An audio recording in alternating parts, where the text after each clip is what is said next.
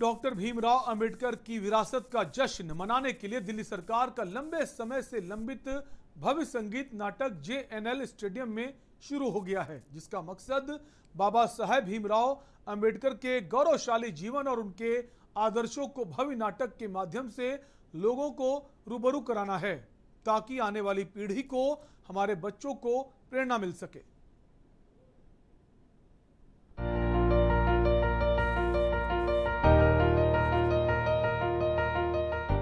Doctor Bhimrao Ambedkar देश के पहले कानून मंत्री और समाज सुधारक बाबा साहब का जीवन सामाजिक भेदभाव के बीच बीता।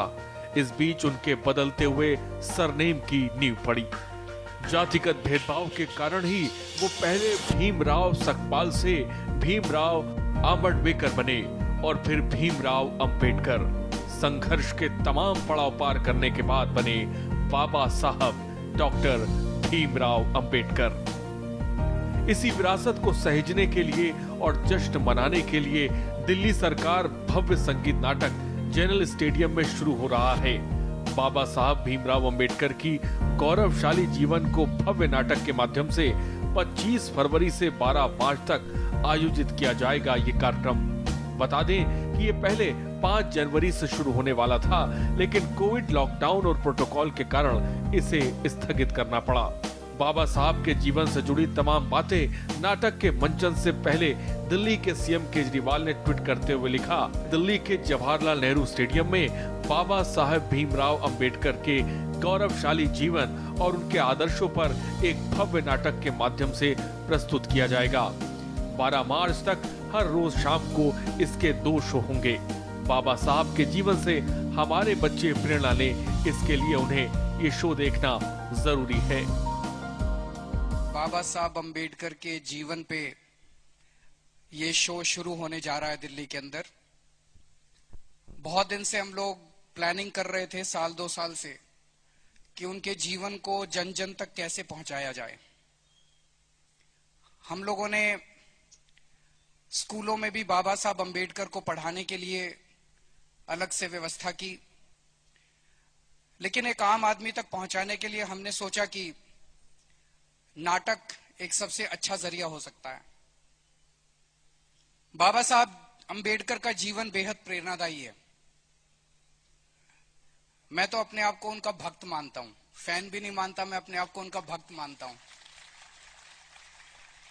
क्योंकि जितना उनके जीवन को पढ़ते हैं उतना ही यकीन नहीं होता कि ऐसा आदमी कभी पैदा हुआ था। एक बार आइंस्टाइन ने गांधी जी के बारे में बोला था, that the future generations will refuse to believe that such a man walked on earth in flesh and blood, कि आने वाली नस्लें यकीन नहीं करेंगी कि ऐसा व्यक्ति कभी इस धरती पे पैदा हुआ था। आइंस्टाइन ने ये गांधी जी के बारे में कहा था, लेकिन मुझे लगता है ये बाबा साहब अंबेडकर पे पूरी तरह से फिट होता है। आपको बता दें कि ये शो दर्शकों के लिए रोजाना शाम 4 बजे से 7 बजे तक 2 स्लॉट में उपलब्ध होगा। अंबेडकर की विरासत को सुरक्षित करने के इरादे से दिल्ली के CM अरविंद केजरीवाल ने कहा कि उनकी सरकार ने दिसंबर में बाबा साहब की पुण्यतिथि पर एक संगीत नाटक का निर्माण करने का फैसला किया था।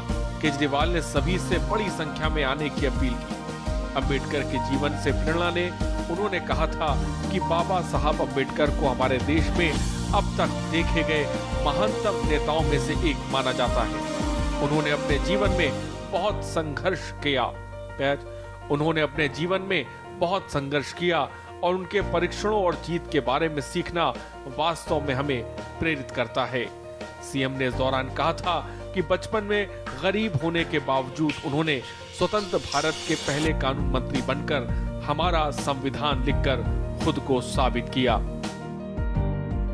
एक गरीब घर में पैदा हुए, बहुत ही बेहद गरीब घर में खाने को भी कुछ नहीं था। स्कूल जाते थे, उनको क्लास के बाहर बिठा दिया जाता था, छुआछूत इतनी ज्यादा थी। वहां से निकल के वो कोलंबिया यूनिवर्सिटी में PhD करने पहुंच गए, वो लंदन स्कूल ऑफ इकोनॉमिक्स में PhD करने पहुंच गए। मैं सोच रहा था आज के टाइम पे 100 साल के बाद भी हमारे बच्चों को लंदन स्कूल ऑफ इकोनॉमिक्स और कोलंबिया यूनिवर्सिटी जाने में नानी याद आ जाती है, किसको एडमिशन मिलता है।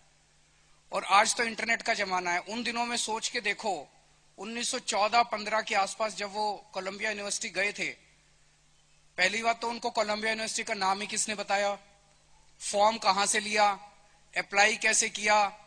मैं तो ये सोच सोच के दंग रह जाता हूं कि उस व्यक्ति ने जो अपनी जिंदगी में हासिल किया और फिर आने के बाद जो संघर्ष उन्होंने किया दलितों के लिए, गरीबों के लिए, समाज की बराबरी के लिए, वो बेहद अद्भुत है। और अंत में उन्होंने फिर देश का संविधान लिखा।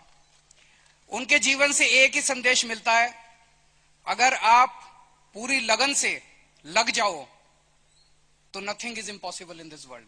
सब कुछ मिल सकता है, सब कुछ हो सकता है। शो के लिए 100 फीट के मंच के साथ एक बड़ा सेट तैयार किया गया है।